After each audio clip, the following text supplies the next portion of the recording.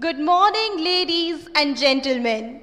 You all are requested to rise and welcome our chief guest and keynote speaker, Miss Natasha Badwar, author, documentary filmmaker, and educator, and our guest of honor, Miss Aruna Roy, social activist and recipient of the Raymond Magsaysay Award.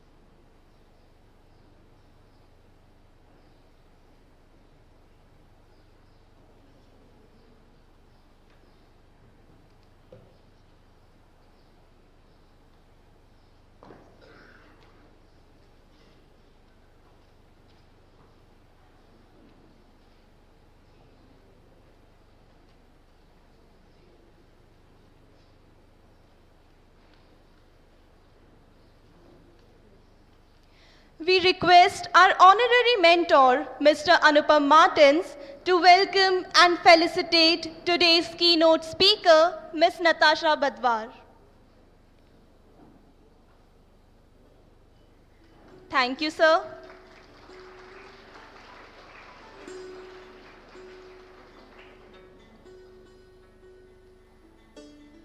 We request our director,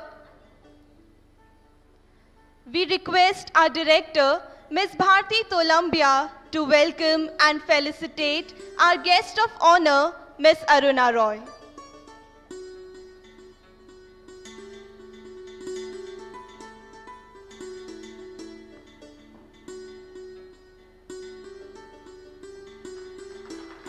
Thank you, ma'am.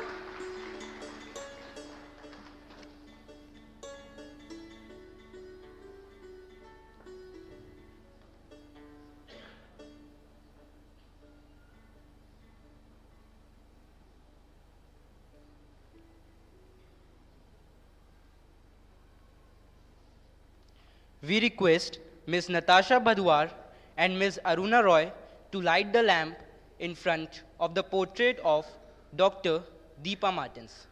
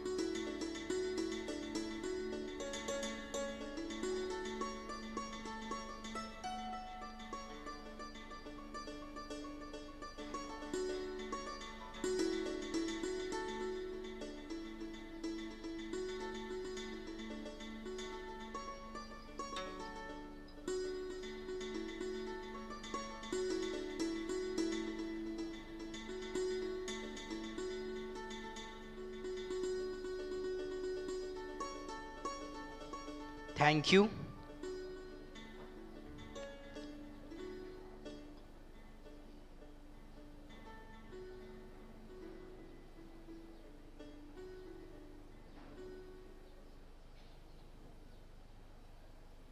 We now request our honorary mentor, Mr. Anupam Martins to deliver the welcome address and introduce the keynote speaker, Ms. Natasha Badwar, and the guest of honor, Ms. Aruna Roy.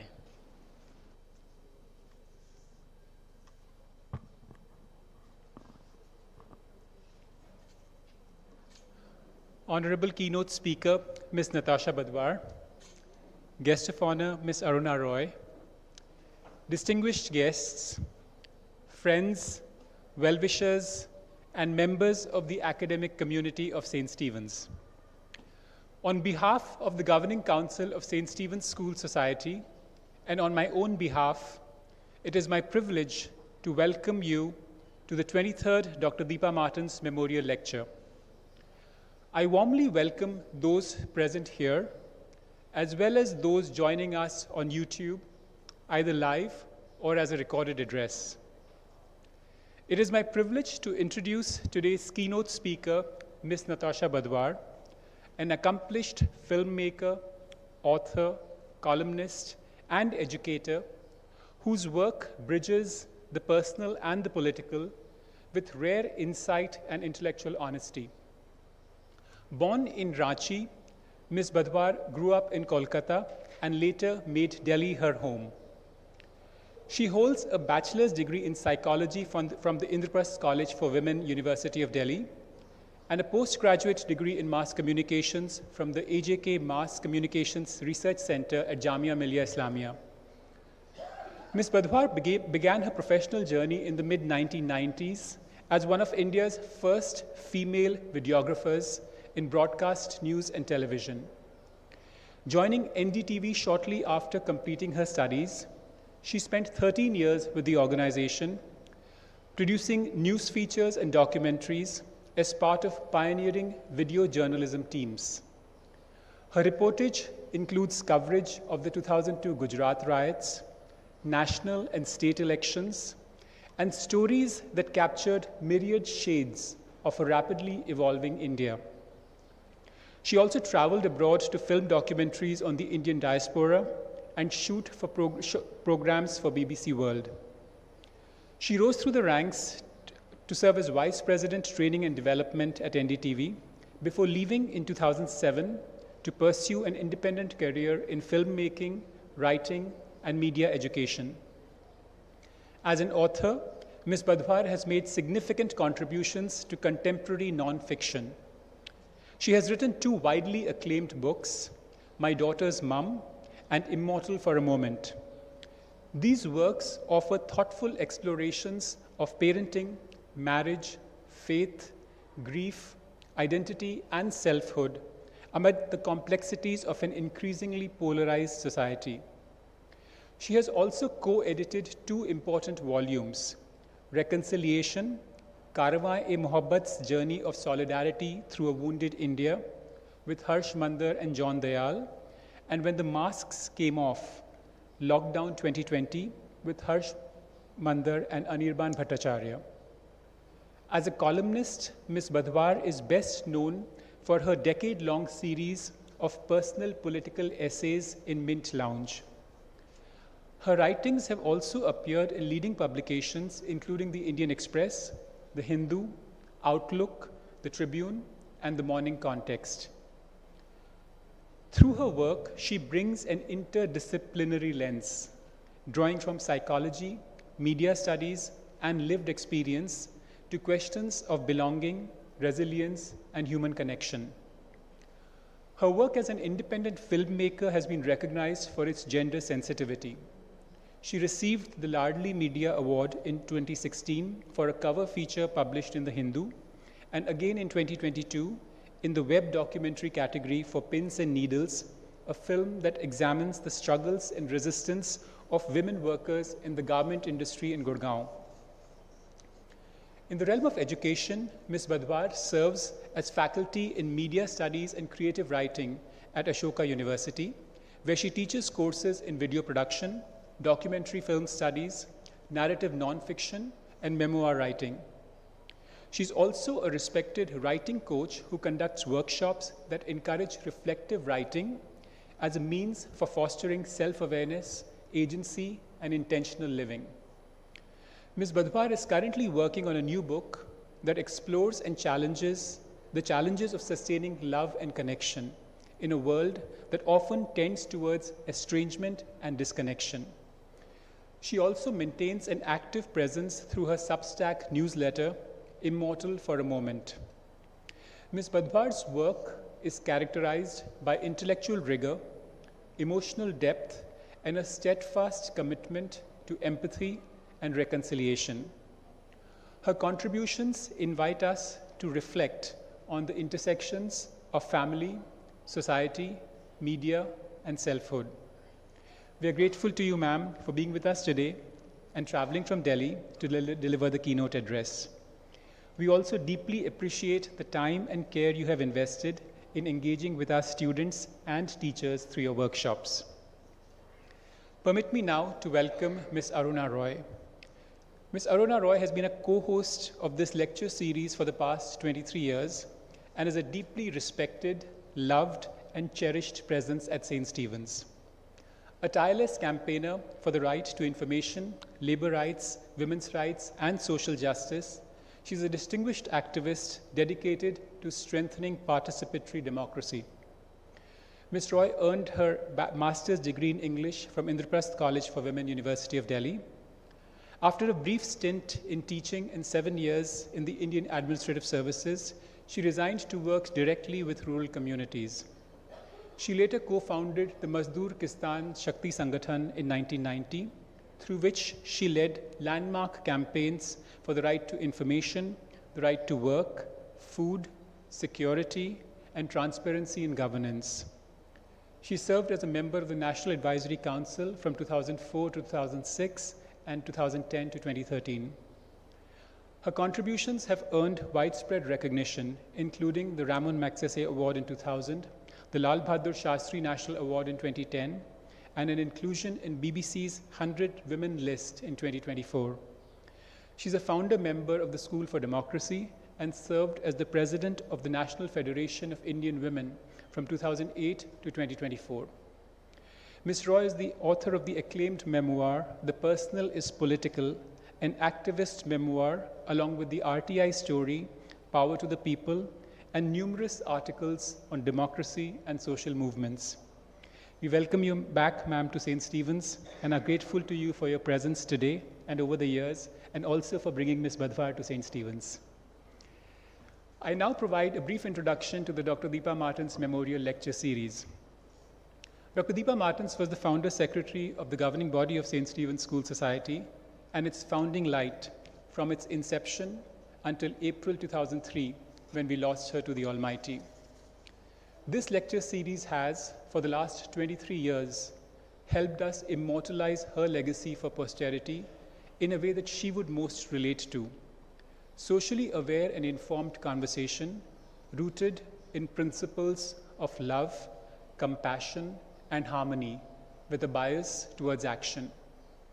On 5th April, or the nearest working day next to it, for the last 23 years, the school and Ajmer community have benefited from the visits of distinguished women in various fields who have shared their thoughts with us through this series. The topics of these lectures have been close to Dr. Deepa Martens' life and work: promoting communal harmony in a secular society, women's issues linked to health, constitutional rights, gender equality, Kabir, inclusive learning, citizenship, and social activism through music, dance, theater, art, journalism, literature, reading, working with the marginalized, stories of the Barefoot College and the MKSS, and the environment. We've had the privilege to welcome luminaries, including Ms. Mrinal Pandey, Dr. C.S. Lakshmi, Ms. Indira Jaisingh, Ms. Madhu Kishwar, Dr. Shanta Sinha, Dr. Saida Hamid, Ms. Vrinda Grover, Ms. Kamla Bhasin, Dr. Meenakshi Gopinath, Dr. Malika Sarabhai, Professor Tripurari Sharma, Mr. Vinay Mahajan and Ms. Charul Bharwada, Dr. Swarnmalya Ganesh, Ms. Shabnam Virmani, Ms. Maya Krishna Rao, Ms. Pamela Philippos, Dr. Gini Srivastav, Ms. Rajni Bakshi, Dr. Varsha Das, Mr. Bankar Roy, Ms. Aruna Roy, Mr. Shankar Singh, Ms. Nirja Gopal Jayal, and Ms. Sunita Narayan. Ms. Aruna Roy has been a presence through these lectures through the years and helped us bring most of these guests to St. Stephen's. Today's memorial lecture is entitled Your One Wild and Precious Life, Finding Purpose in a Shared World. It draws from the powerful closing lines of Mary Oliver's poem, The Summer Day. Tell me, what is it you plan to do with your one wild and precious life? In an age marked by division and disconnection, this question urges us to examine how we can live with purpose and authenticity while remaining deeply connected to others. It invites us to discover how our individual journeys can contribute to a more just, compassionate, and shared world. Ms. Natasha Badhwar, through her writing, filmmaking, and teaching, has long explored these very themes of love, belonging, selfhood, and sustaining human connection amid fracture. I join all of us gathered today in looking forward to her reflection on this topic as we kick off this academic year at St. Stephen's with the related theme of Vasudev Kutumbakam, another deeply cherished value that Dr. Martens lived through her life. I welcome each one of you to St. Stephen's for this, our 23rd Dr. Deepa Martens Memorial Lecture. Thank you. Thank you, sir. We now invite the Secretary of the St. Stephen's School Society, Ms. Shefali Martens, to give an insight into the life and times of Dr. Deepa Martens.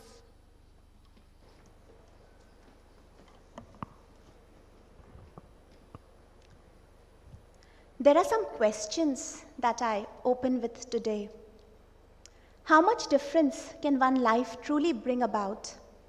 How completely can a person live and love? What does it mean to be a good citizen? Who is an activist? How do we live the values we believe in?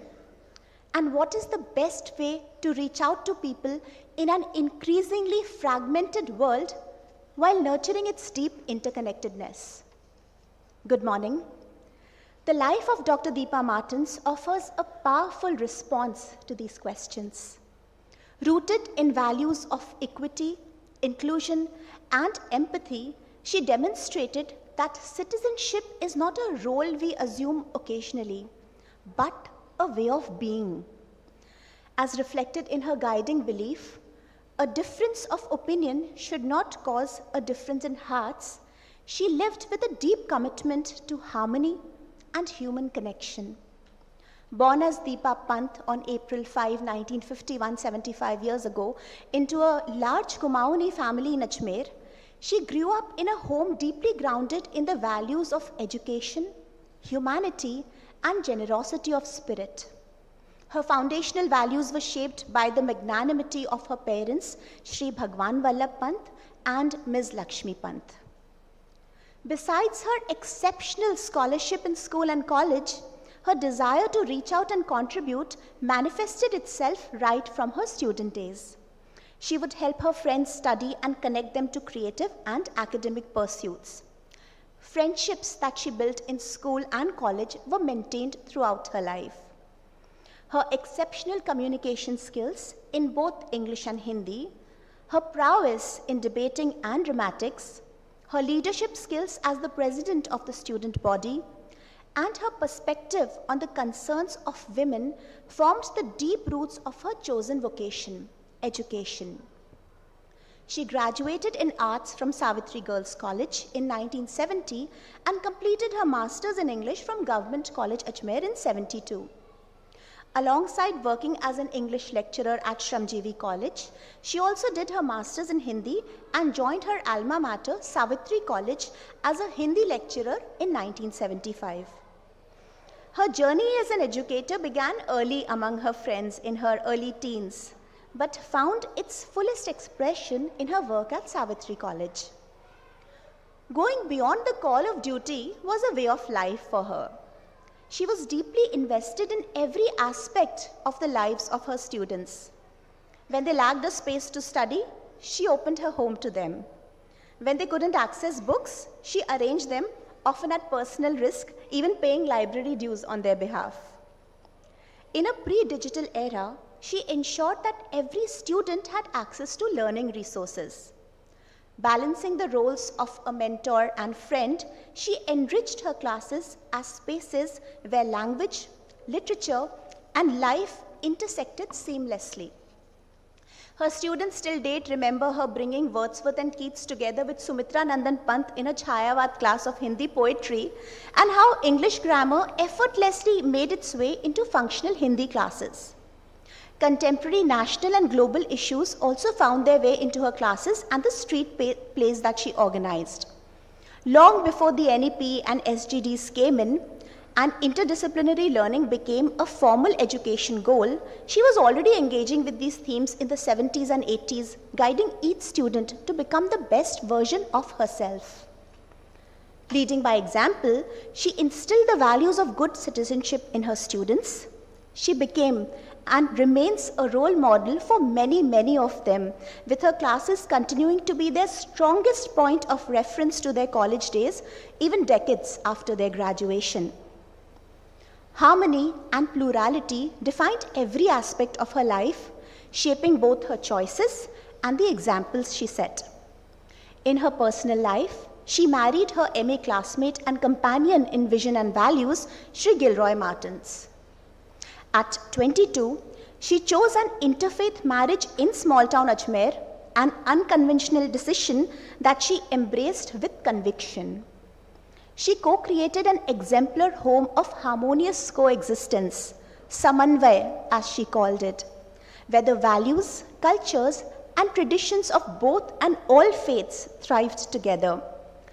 Even today at Samanvay, you see the candles at the altar and the puja lamp in the mandir, shining together with the glory of her inclusive spirit. Their cultures may have differed, but their purpose remained one. Across academic, cultural, social, and creative spaces, her work was deeply rooted in identity and harmony.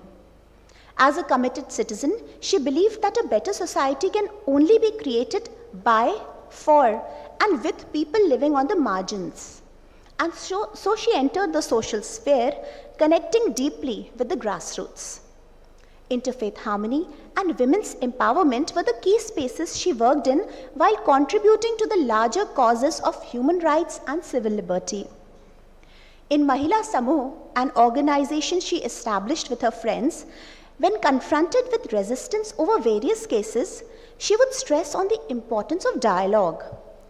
She believed in supporting a cause through protests and rallies, but would insist on first finding a way out through dialogue and then other means.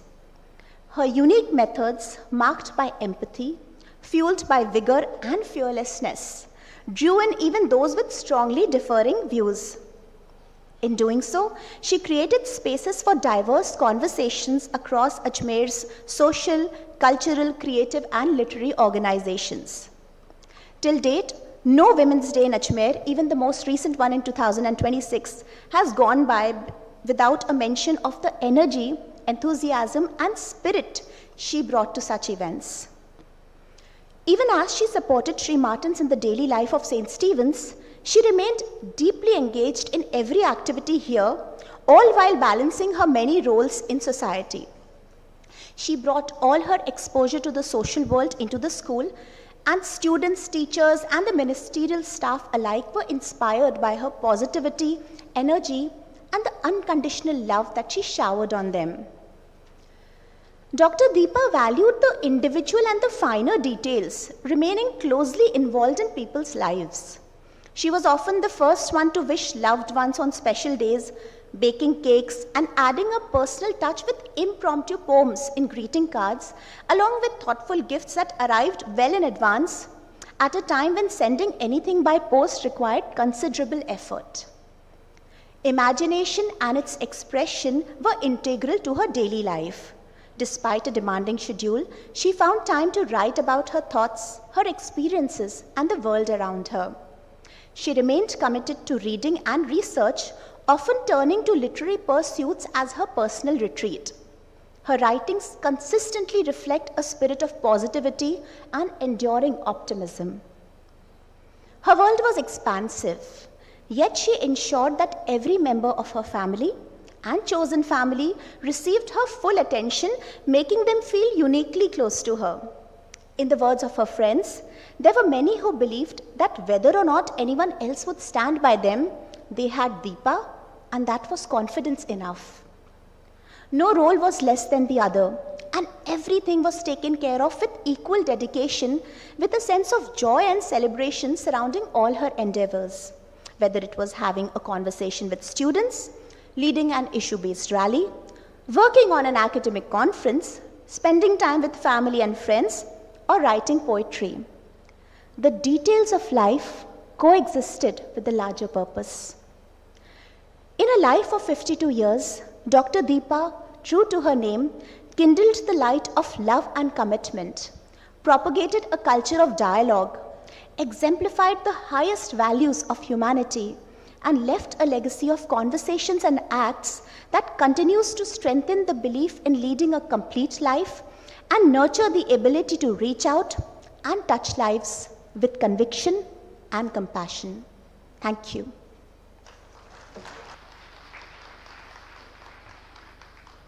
Thank you, ma'am.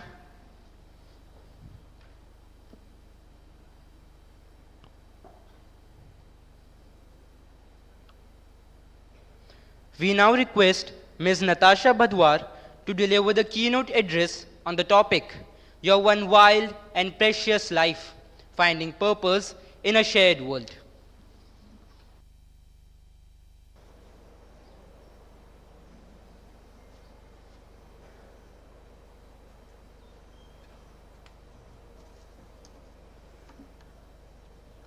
Thank you very much for having me here. My voice will slowly recover. It will get better and better as I speak more and more. I was really moved to hear Shefali's description of Dr. Deepa Martins. In one's imagination, when you hear of people who have done amazing things, who have passed on, who are remembered so fondly, you can imagine great things. But when we hear about Dr. Deepa Martins, somehow the greatness goes on and on and on, and you think, okay, that's a lot, and then you find out that there's more, that there's something very special about her as a family person, her as a friend, her as a teacher, her as a person who brought together communities and influenced an entire city and a region. And it's quite amazing that I am now a part of something that I did not know about earlier. So really, thank you everybody for including me. Especially thank you to Aruna, who has introduced me to Shefali and Anupam and to the school.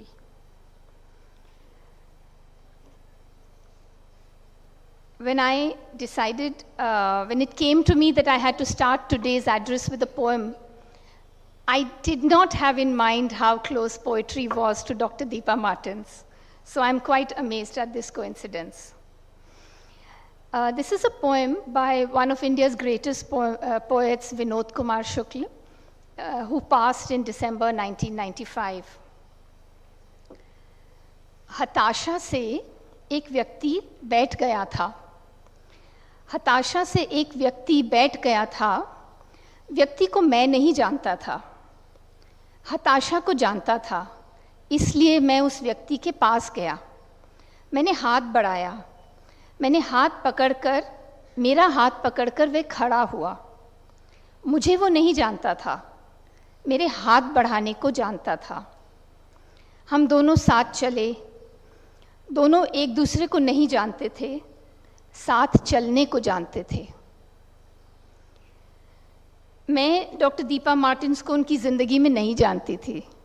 I did not know her when the city of Ajmer, her students, her family and friends, and these communities that she worked with, this school knew her.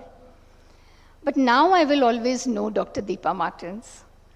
Since early January, when I first received an invitation from Anupam to visit this school and speak to the students here, I have steadily been discovering that it is possible to leave a legacy so deep and so impactful and so loving that for decades after your passing, people will continue to be inspired by your life and work.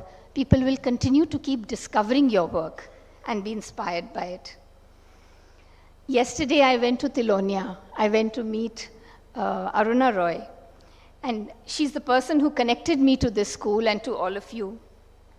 Aruna has also lived a life of principled activism, of resistance, struggle, and community building. She met me and she spontaneously began to speak about Deepa Martins. Deepa was a poet, an educator, a mentor, a social activist. She had boundless energy and connected diverse people with each other. These were Aruna's first words. Before that, I had spent time with the senior teachers from this school and with Shefali. And each one of them had shared the energy of Deepa and Gilroy Martins, the founders of this school. I learned all over again how deeply we are all bound to each other, even if we don't always know each other. When we allow our hearts to open and trust the intention of each other, when we allow ourselves to accept the generosity and connections that might even come from an email from somebody you don't know, then we are opening ourselves to becoming better people. Exactly like Vinod Kumar Shukla has written in his poem, मैंने हाथ बढ़ाया, मेरा हाथ पकड़कर वो खड़ा हुआ, मुझे वो नहीं जानता था, मेरे हाथ बढ़ाने को जानता था. हम दोनों साथ चले, दोनों एक दूसरे को नहीं जानते थे, साथ चलने को जानते थे. And that's what I am feeling, that I didn't know her, but I know what it means to dedicate your life with love and with so much commitment. We may be strangers to each other because we don't know each other's names and context, but we have a shared humanity. When beneath the veneers of the do's and don'ts, beneath the formality, our hurts, our despairs, our hopes and strengths are made of the same elements of nature. हताशा को जानते थे, इसलिए उस व्यक्ति के पास गए और हाथ बढ़ाया, चाहे उस व्यक्ति को नहीं जानते थे. When Anupam and I began to discuss plans for this memorial lecture, I sent some enthusiastic suggestions that I wanted to meet the students more informally and teachers in smaller groups and facilitate writing workshops with them. I don't always trust myself to speak, but I'm always confident about doing. I met 50 students on Saturday. Some of you are here. We wrote together. I read chapters from my books. And then the students asked me some thoughtful questions. We ran out of time, but long after the students had left, I continued to answer them in my head. We had made connections. We knew each other a little bit better. Today, I will facilitate a session with teachers later. Each one of them will write her own story. And yet, each story will remind us of something from our own life. This is the power of allowing ourselves to share with authenticity, allowing ourselves to be honest to ourselves. When we hold space for each other with empathy, we find that we are not afraid to be seen.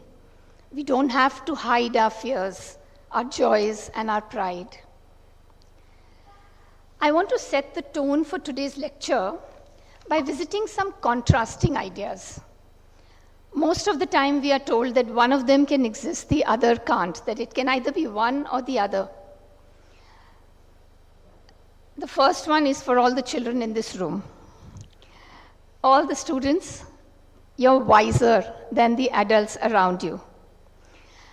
The younger we are, the stronger our sense of right and wrong is, the stronger our sense of justice and injustice is. Adults need to be far more childlike than they allow themselves to be. Fear and courage always comes together. Courage is not the absence of fear. It's the decision to act despite one's fear. I'm not speaking here today because I'm a fearless public speaker. I'm mainly speaking here because I forgot how afraid I am of speaking. but also because I allowed myself to believe that I am safe to take this leap into the unknown. I can trust others to hold a safety net for me. Individuals are more powerful than institutions. Mahatma Gandhi was more powerful than the British Empire. Employees are more powerful than their workplaces. Every student has tremendous untapped potential within them. Institutions depend on individuals, on their creative energy, their power to think and do bigger than has been imagined for them. Often we begin to feel that we are not supposed to be as spontaneous as we would like to be, that we need to be a little smaller than we are. But that's a fallacy. Another one is each one of us is greater than the sum of our parts. We hold ancient wisdoms within us. Everyone who has protected us and raised us to become who we are, everyone who has cooked, cleaned, driven, taught us, has transferred energy to us. Everything we read, every book around us, every anime and media that we watch is going to leak into us and leave inspiration within us. We are much more than the tight-fitted identity that family, community, and leaders seek to trap us into, based on our caste, class, gender, religion, even nation. We need to expand our narrow ideas of home and belonging and give ourselves permission to be one with the wider world. Not only the world of humans, the world of nature, the world of the sky and the earth, of trees and bees and birds. Vasudeva Kutumbakam. The entire world is one family. This is from our Upanishads. This includes everyone that we have been told is not one of us, that everyone we are told is the other. Children understand this intuitively. They have a natural curiosity and empathy, and you must protect it within yourselves so that the adults around you can revive it within themselves. We also need to find a home within us. We cannot be estranged from the self and expect to connect meaningfully with others. We cannot confuse being connected to ourselves with selfishness, although often those words are confused with each other. To be able to break social, cultural, political barriers and find a common sky under which we all exist, we first need to break down barriers within us, embrace those parts of ourselves that we have learned to be ashamed of. Number 7, the silent amongst us, the silent amongst us have the loudest minds. If you're thinking of yourselves right now and smiling, then I am seeing you. The silent know how to read faces, body language, they know how to read a room. To protect themselves from ridicule, they often learn to hide their wisdom and intellect. Children who are constantly forced to become smaller than they are, who are not allowed to experiment and be adventurous with their ideas and opinions, will often withdraw their light and dim it till they feel safe to show it again. As a teacher, I always remember that it's the child who sometimes doesn't come to class, or the one who wants to not be seen, who wants to look down when the teacher is looking for someone to speak, is the one who has the richest thoughts in their head. And finally, failure is a gift. It means that we are looking for different ways to live, to be, and to support each other. Every failure you encounter will lead to a new part of the forest of life. So if you want to make a note of that, when you don't do well in your papers, then you should do that. I'm going to go into some storytelling today, and first start by remembering myself as a child. Because that is one of the finest things that you do when you go to a new school and you see children you immediately see yourself in a school uniform. You start remembering yourself getting ready for the school bus, and so many other, the joy of the lunchtime. But to remember myself as a child, I'm going to evoke one of the greatest teachers I had. I met him when I was much older. His name was Father Oswald Somerton. He was born in Australia, and he had adopted India as his home. He was a Jesuit priest and had trained to be a therapist. I had begun to meet Father Ross regularly in group therapy when I was newly a mother of 3 children. And I was overwhelmed, perhaps by too much of a good thing. Father Ross had lived a rich life of influence. He had taught in tribal communities, worked with large organizations, and had been a healer for people and communities. When I was struggling to cope as an adult, he asked me to think of my childhood. "What kind of a child were you?" he said to me. "Think of the difficulties. How did you survive? How did you solve your problems?" I closed my eyes to remember. My memories were soaked in shame. On the outside, I had done well, but my deep, dark secret was that I had been a bad child. I lied a lot. Sometimes I stole. I cheated in school, I said to him. "Ah," he said, "you were imaginative, innovative, and creative." I thought he hadn't heard me properly, but I wrote down these 3 words in my diary. As an adult, I look back at the 12-year-old child I had been. I remembered the fantasies I would narrate to friends in school.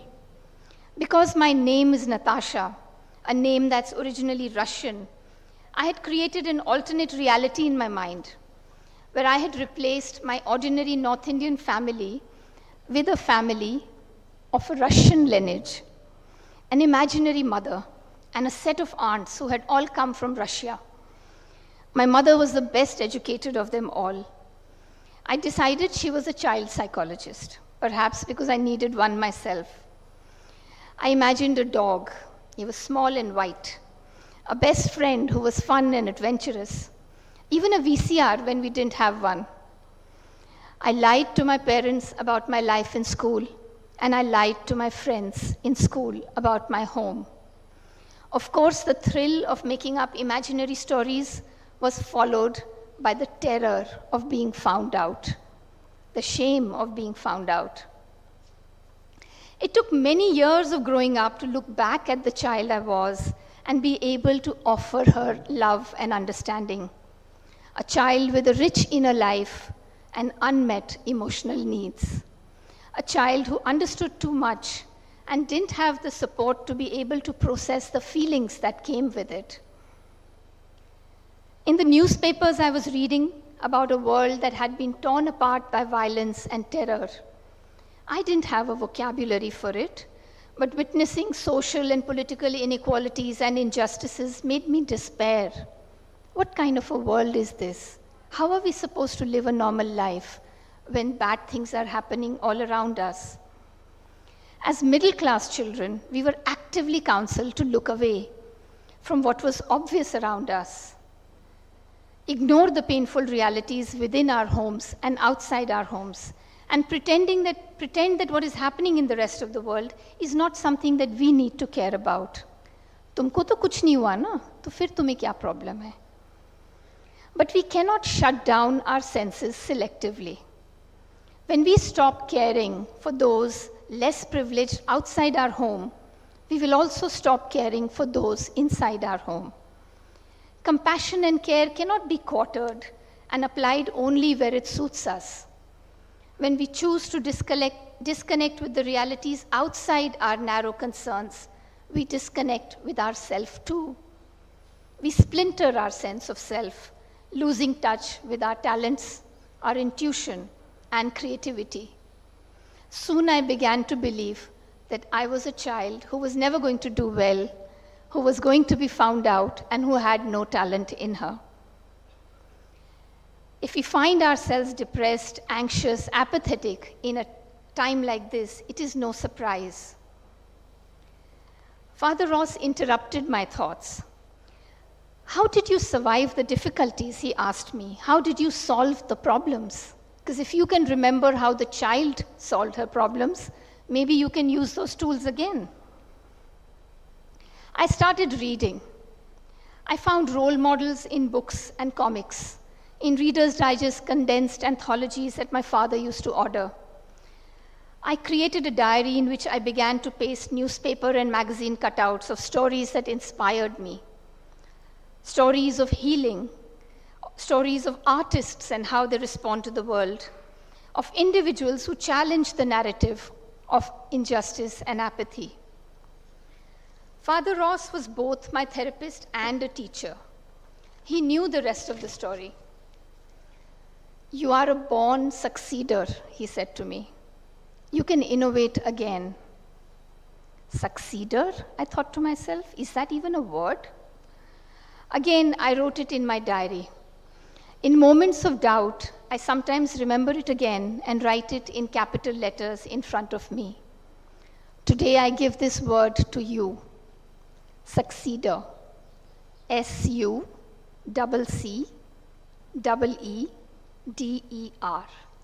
You can write it in your diary too.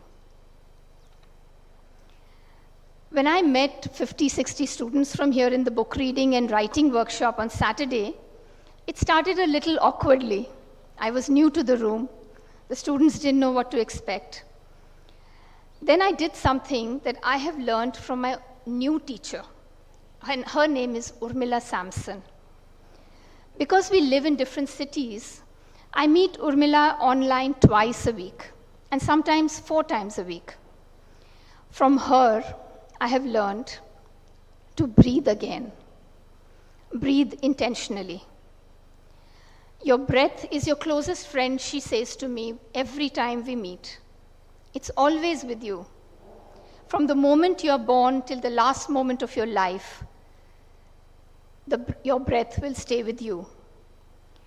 Pay attention to it to distract yourself from overwhelming, unregulated emotions and repetitive thoughts. Because this large group of children behind the first 2 rows of adults have been such a beautiful, attentive audience so far, I'm going to pause now and make some space for each one of us to breathe, to pay attention to our breath and what it does to calm us. So we'll take 3 deep breaths together. Is that okay? We will do what is called 4-4-4-4. So on a count of 4, slow 4, I'll count it. We'll take a deep breath. We'll hold it for 4 seconds. We will exhale for 4 seconds. And then we'll hold that for 4 seconds. So let's do this thrice. Yeah? Everybody's... So you can close your eyes, that might help. So deep breath, 1, 2, 3, 4. Hold. 1, 2, 3, 4. Exhale very slowly. 1, 2, 3, 4. And just hold again. 1, 2, 3, 4. Will you count in your own mind? Let's do it once again. 1, 2, 3, 4. Inhale. Hold the breath. Exhale on 4. 1, 2, 3, 4. Hold. 1, 2, 3, 4. And one more time. Deep inhale. Maybe you can do it longer than before.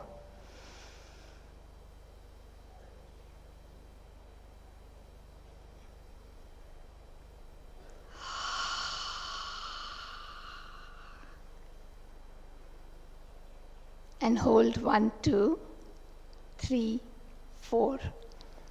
Sometimes the mind will go 1, 2, 3, 4. No.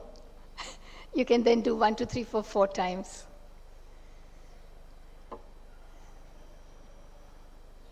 Yeah. If this is inspiring you to stretch, this is a good time to do it.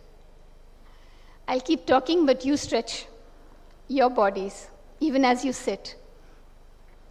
One of the things that we learned from listening to the writings of students on Saturday was how we can be both extraordinarily unique and yet so resonant for each other.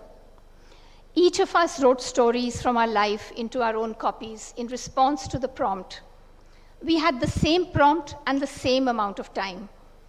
Quite understandably, we were hesitant to share in the beginning, but we also felt safe enough and bold enough to start. After all, there were 60 children in the room, and they can be bold. What did we hear from each other? I'll tell you what I heard from the teachers. We didn't know our children could write so well. Also, we were also writing, and the words were flowing. And from the students, so many of them were sharing. I thought only I feel like this, and these are such odd thoughts. But when I listen to others, I feel that we are writing in a continuum. Our fears and aspirations are shared, our humor and our joys also. We did an exercise in which we all wrote half a story and then we gave it to the other child to write the second half. And it was a gift that the second writer was offering to the first writer by completing their story. I'm going to share some things that I have often felt are very unique and isolating for me in my life. And let's see what listening to my story can mean to you. My early childhood, like Anupam had shared, was in an idyllic small town called Ranchi. It's no longer a small town, it's the capital of Jharkhand. But when I was a child, it had one market, one hospital, 3 schools, 1 main road, and I knew the map of Ranchi even as a small child, so that I could walk for hours and not get lost. We walked to the cinema. There was music and dance and birthday parties and picnics because our parents were young. And one of my earliest visual memories is being a 3-year-old and dancing with my father while I'm standing on his feet. So he's playing music, I'm standing on his feet, and I'm moving with him. It's quite a standard issue memory for many women, the early bonding with a very doting father. In another memory, and this I witnessed many times over, my father would play old Hindi film songs by Sahil Ludhianvi, Shailendra, Mukesh. He had a 2-in-1 tape recorder, and he would painstakingly record songs and make compilations on Sony cassettes. When the songs from old films like Babul and Bombay Ka Babu, and these will be recognized by people in the first row, when those songs would play, the songs in which a father was seeing off his daughter for her marriage, tears would roll down my father's cheeks. It was a very dissonant feeling for me. It stayed with me, and it returned to me again and again in my growing up years. Papa loved me so much that the thought of my going away one day made him cry. But why did I have to go away? Why would my marriage be some kind of dramatic break in my relationship with my father? Why did Papa see me as a standard issue daughter like those women getting married in the films? Why didn't he see me as the unique Natasha that I was? These ideas of being a unique person didn't exist in the socio-cultural climate of my home. But as a child, I knew a couple of things about me, and every child does. All of them. All children are artists. They want to create all the time. Give them half a chance and they'll take something apart and try to put it back together. Give them a pen and a wall and they'll make something. They don't have predetermined scripts. So my little brain would often go, what kind of love is this? Why is it so fatalistic? Why is it that he's imagining the end when it has just begun? Later, in the family, I heard stories of great Punjabi valor, the horror stories of the partition of India, of families that had sacrificed the lives of their own daughters rather than risk them being dishonored. Now I know these concepts of caste and community pride and dishonor are not unique to the Punjabi community.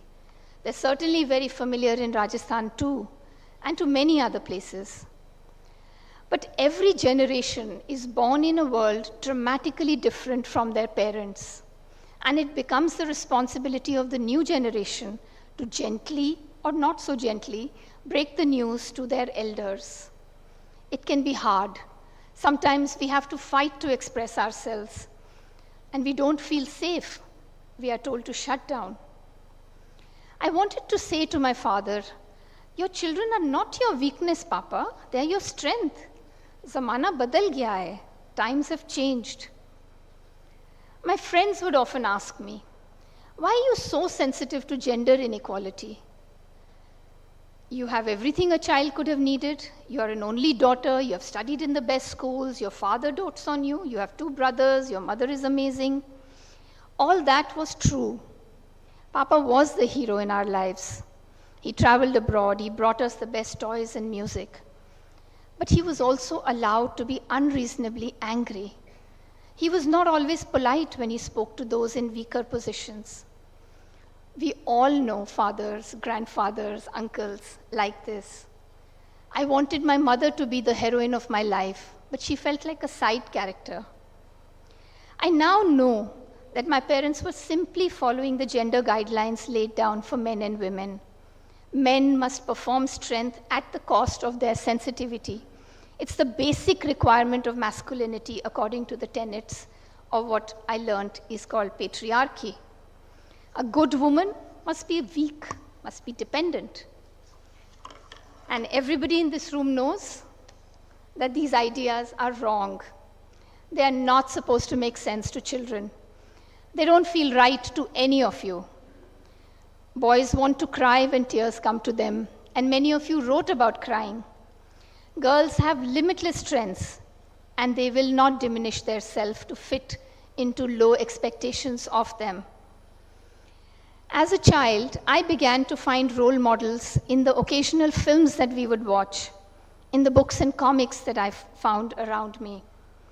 One of them is an immortal character called Basanti, played by Hema Malini in a popular Hindi film called Sholay. Some of the young people here have not seen Sholay, but almost everyone has heard of it. Hema Malini as a Tanga Wali in Sholay. She talks too much, she cuts through nonsense by others, she cares for the vulnerable in her village, and finally rescues the hero from the villain by valiantly dancing on broken glass.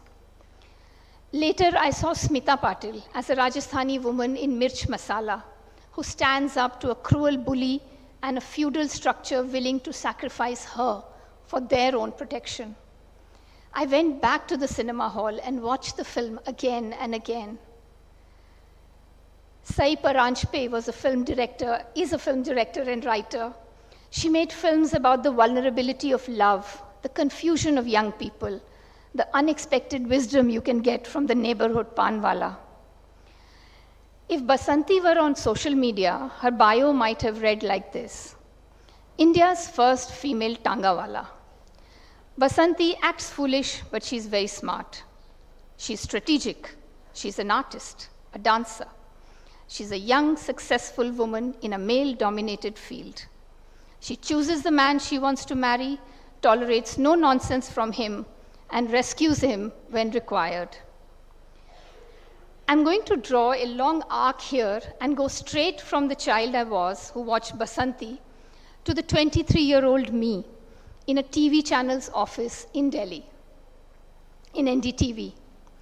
My friend Barkha, who's my classmate, she had just been hired as a journalist, and she had typed my resume and handed it to the office because she wanted us to work together. And I was doing my first job interview. I was 41 kgs in weight. This is important because when I was asked what role I wanted for myself, I said I want to be a camera person. The heavy video cameras at that time, beta cams, weighed 13 to 14 kgs. Do you think you can do it? My boss to be asked me. I don't know, I said, but I want to.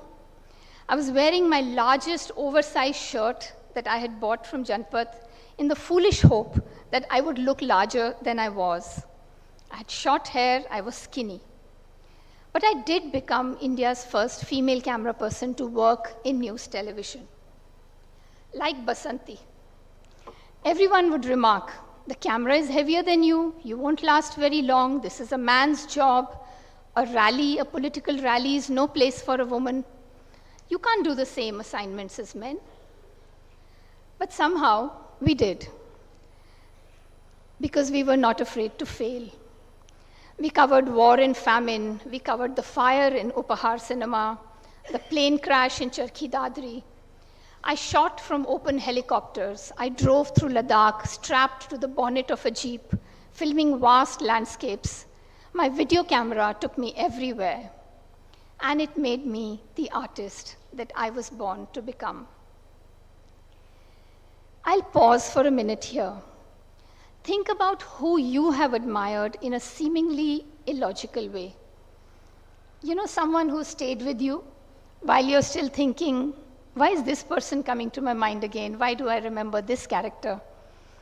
Maybe the answer will come to you, and you will see how stories stamped on our psyche as a young child guide us throughout our lives in our crucial decision-making.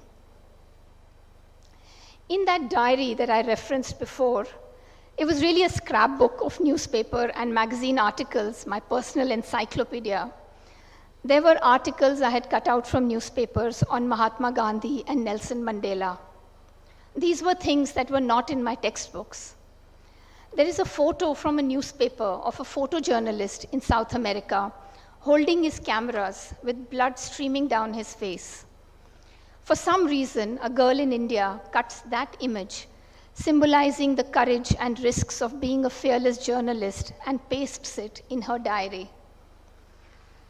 When I go through those pages, there is John Lennon, there's Salman Rushdie, Safdar Hashmi, artists, activists, or people who are both. Those who have shaken up the collective consciousness of the world with their work. What I didn't find in my own home, I found in the world outside. People using art, writing, voice, performance to express themselves, to express rebellion, to express their dissonance. Very early, I had latched on to the idea that I need to find role models in the wider world. I would come back to my family later, fortified. I would find my intimacies again. As a child, I had given myself permission to fly as far as my imagination took me. Children do that. You do that too. Today, like all attentive parents and teachers, I have found role models in my children and my students too. All of you come with intuitive skills. You are generous with praise and encouragement. In the university where I teach, when I have a doubt, my teaching assistant says, "You'll be fine. Just go in and be yourself." And I'm like, okay. Some of them tell me, keep wearing that clip.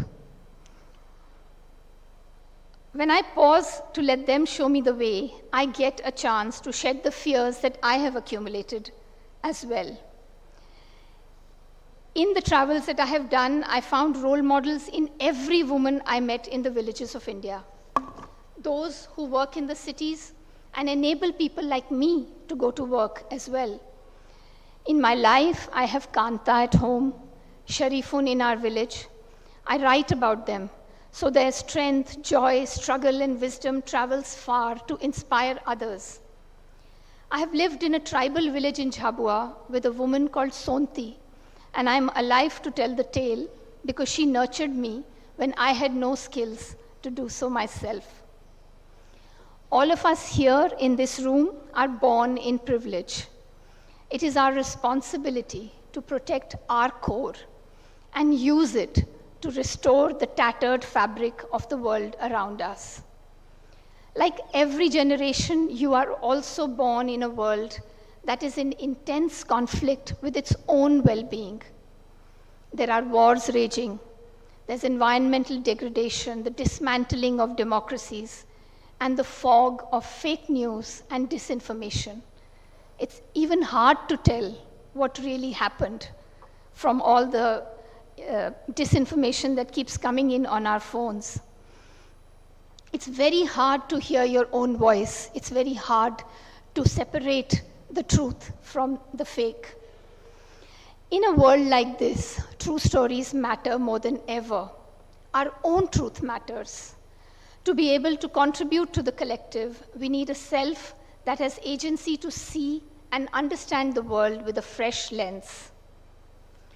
Agency is the ability to be the author of your own life's narrative, to not be a victim to the past or present, to not outsource your power to the powerful, even those who are lovingly powerful to you. Agency can also mean awareness, just having a glimmer of recognition that you and each one of us is much more and very different from what we have been led to believe about ourselves. As far as parents and teachers are concerned, we need to reclaim the lost parts of ourselves. We need to be in touch with the lost child within ourselves. We can find a language that connects us. We can recover our strengths. For each of us is a storehouse of power and healing. When we share our stories with each other, something comes alive in the listener too. There's something that each one of us is born to do, and it isn't one thing. It is multiple. Over the years, and there is no such thing as the peak of one's life. I know from being around young people that when they are 19, 20, 21, they begin to complain or they begin to worry that they haven't done enough, that people younger than them have done so much. I'm sure that it's the insecurity of the times. We only have 24 hours in a day, and students are expected to do so much with it. But till we are alive, we are learning. We can stagger it. We will keep evolving. I was born to raise my daughters. I was born to liberate myself, my parents, to teach and learn from my students, to write, to make films, to challenge the idea of what a woman can do or not do, what it means to be an Indian, to be a citizen of the world. The world is truly one family, Vasudev Kutumbakam. But to be part of this family, we need to cultivate our true strengths and talents. We need to befriend our fears and vulnerabilities. I started with a poem, and I shall conclude with another one. Poems are also a little bit like breathing, like our breath. They're always there, waiting for us to pay attention and restore us with their freshness. So this is Summer Day, The Summer Day by Mary Oliver. Who made the world? Who made the swan and the black bear? Who made the grasshopper? This grasshopper, I mean, the one who has flung herself out of the grass, the one who's eating sugar out of my hand, who is moving her jaws back and forth instead of up and down, who is gazing around with her enormous and complicated eyes. Now she lifts her pale forearms and thoroughly washes her face. Now she snaps her wings open and floats away. I don't know what a prayer is. I do know how to pay attention, how to fall down into the grass, how to kneel down in the grass, how to be idle and blessed, how to stroll through the fields, which is what I have been doing all day. Doesn't everyone die at last and too soon? Tell me, what is it you plan to do with your one wild and precious life? I want all of us in this room to think of every creative desire you have ever had, every desire that you have fulfilled, and every desire that you have forgotten you had. Keep it safe. There will be a time for each one of them. I want to finish with evoking the powerful spirit of Dr. Deepa Martins again. I like to believe that she's here amongst us. She's listening. She's guiding us. There is no other reason that we are all together today, listening and sharing, allowing all these stories from our life to meet each other and inspire us. Thank you very much for giving me this chance to get closer to you and also to myself. Thank you, ma'am.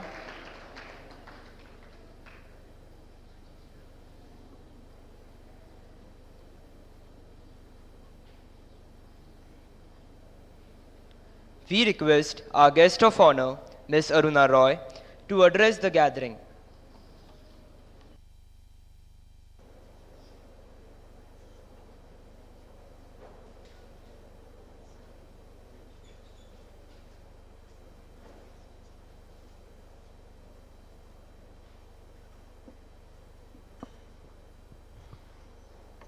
Anupam and Deepa,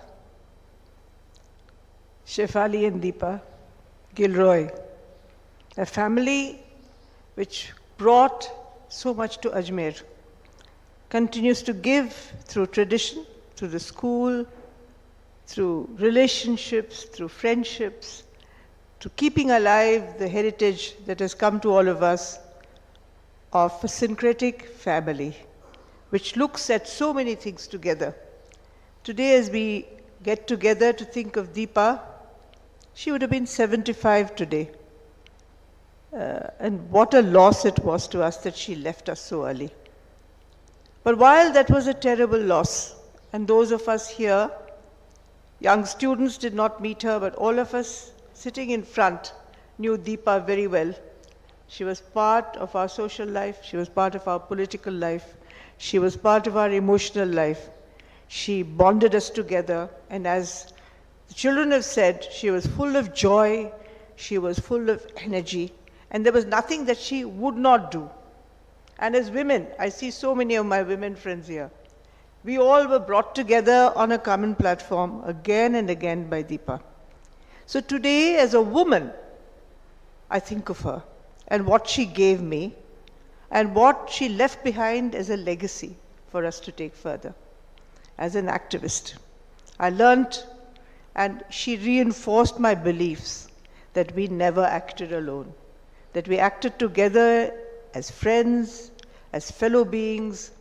और उन्होंने मुझे ये भी सिखाया कि धर्म और ये सारी चीज़ें हमें विभाजित नहीं करती है, हमें एक साथ भी लाती है. And today I'm speaking a day after Easter. And for me, it's important to understand that in meeting every year for Deepa, we resurrect those values that didn't die with her, but have lived with us. Of companionship, of friendship, of camaraderie, of reaching across all kinds of divides and coming together. Every time we meet, not only in Ajmer, but in parts of Ajmer district, but anywhere that I work, I think of her as a huge syncretic force. Today, more than ever, we need to think of Deepa, because we are living a very, very fragmented world, where every one of us छोटे-छोटे बातों में अपने दिमाग खो देते हैं, बड़ी बातों के बारे में सोचते ही नहीं है, सोचते भी है तो उल्टा सीधा सोचते हैं, उस पर क्या करना है वो बात हमारे दिमाग में बिल्कुल नहीं रहती है. तो मैं आज सोचती हूँ कि हम लोग दीपा के बारे में सोचते सोचते हम एक तो छोटा सा एक शपथ तो लें कि हम कुछ चीज़ों में एक साल के लिए काम करेंगे. और मेरी तो गुजारिश ये है कि हम ये सोचें कि हम हिंसा के खिलाफ एक साल अपने आवाज़ उठाएंगे. किसी किस्म का हिंसा हो उसको हम सहेंगे नहीं, तो हम मन में कहेंगे और ज़बान से भी कहेंगे कि हिंसा नहीं, अभी नहीं, कभी नहीं। छोटी सी बात बहुत बड़ी बात है। आज हमारे देश और ये दुनिया हिंसा में डूब मर रहा है। एक दूसरे देश पे बम गिरा रहा है। एक कौम को कहा जाता है दूसरों को ख़त्म करो, एक लिंग को कहा जाता है दूसरे लिंग को ख़त्म करो, एक को कहा जाता है इसको मारो, इसको पीटो। ये दुनिया हमारे नज़र में हमारी दुनिया तो नहीं है, ना दीपा का दुनिया था, ना इस पूरा जो कल्पना था उसका दुनिया था। So we must work for what we believe, and I know in each one of us we don't like violence, we don't like people hitting us, we don't like being hit at class, in the class, we don't like it anywhere. We don't like the poor being beaten, we don't like the police beating people who are maybe guilty, but why should they be beaten? So in this case, would you all agree with me that we work for 1 year on one principle of no violence, non-violence, which was also Gandhiji's great belief and faith, which alone will take us to a better world and will keep all Deepa's values alive with us. Do you agree? Let me see your hands go up. If you agree, you don't have to agree with me. Ki no violence. You agree with me? So today, for her 75th birthday, I won't take too much time because we've heard such a wonderful lecture from Natasha. We'll take her values home, we'll take what she said home, but we must begin young because violence doesn't lead to anything but more violence. And Gandhiji said, an eye for an eye makes the world grow blind. If I take an eye for an eye, somebody takes an eye for an eye, we are all blind. So today we take in our own hearts and our minds a pledge that we'll work for non-violence. I look at Deepa with so much love. I think of her with so much love. And today I tell Deepa in my mind that we'll take your message further with this one small pledge and faith and belief. Thank you.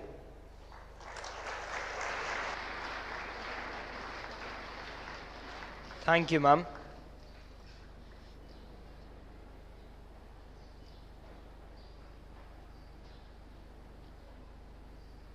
We now request our director, Ms. Bharti Tolambia, to present the vote of thanks.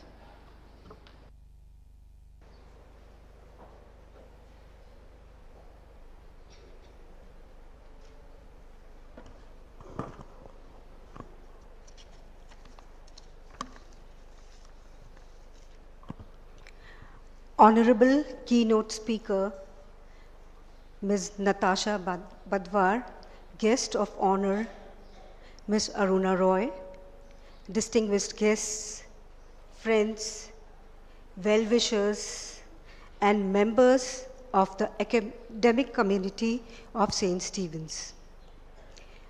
On behalf of the management, staff, and students of St. Stephen's Senior Secondary School, Ajmer, I express my gratitude to Ms. Natasha Badwar for delivering the keynote address at the 23rd Deepa Martin's Memorial Lecture.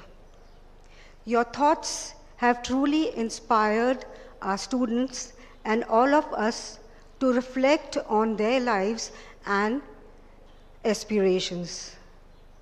The power of shared humanity and allowing ourselves to share with authenticity, something you exemplified in your sharing today, will help us in going beyond tight-fitted identities, so much needed in the world today. Breaking barriers, breathing and being under a common sky and being one with the wider world align with our theme for this year, Vasudhaiva Kutumbakam, something that we hope our students will carry with them much beyond the academic year. This conversation today will go a long way in inspiring our students towards understanding and accepting that fear and courage can coexist. Thank you for helping us open up and plant new saplings into the forest of life. I am sure after this conversation with you, we will feel more empowered to find our multiple purposes with our exercising agency. I would also like to specially thank Ms. Aruna Roy. We value your continued commitment of hosting this memorial lecture with us each year. Your work continues to inspire us all year round as we aspire to cultivate skills of good citizenship in our students. We are grateful for this deep friendship. I would like to express our sincere gratitude to all the well-wishers of St. Stephen's for being with us physically and virtually this morning. We look forward to your continued guidance and encouragement in the future. In the end, I once again thank Ms. Natasha Badwar. Ma'am, it has been a privilege to have you with us. We will cherish this association with you. Thank you once again and have a great day. Thank you.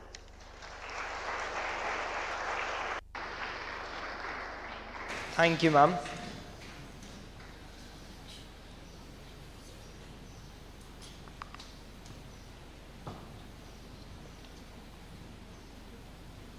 You are requested to rise for the national anthem.